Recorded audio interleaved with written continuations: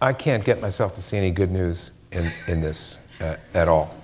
I don't think it's a subtle and brilliant move. I don't think it is anything but bad news for those of us who have, I would say, traditional interpretations of American interests around the world.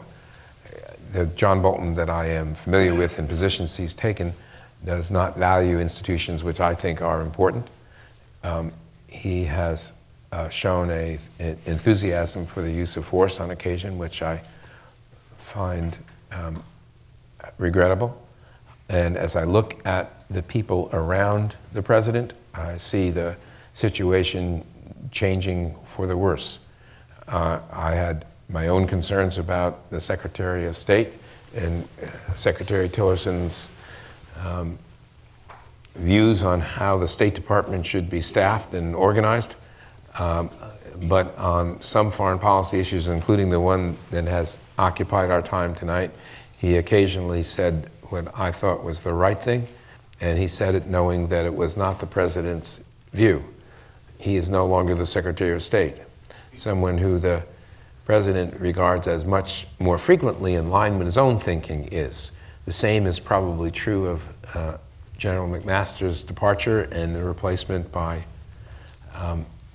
John Bolton. So I know this is, I think there's good reason for all of us to look for silver linings and light moments, but this for me is not a light moment. I think this is very bad news for the country. And I have been generally worried about how long it would take for the United States of America to dig itself out of the hole that it is now in. Unfortunately, I think the first rule of thumb about being in a hole that you don't want to be in is stop digging. And I fear that we have just thrown another shovel in there and we're going to continue to dig.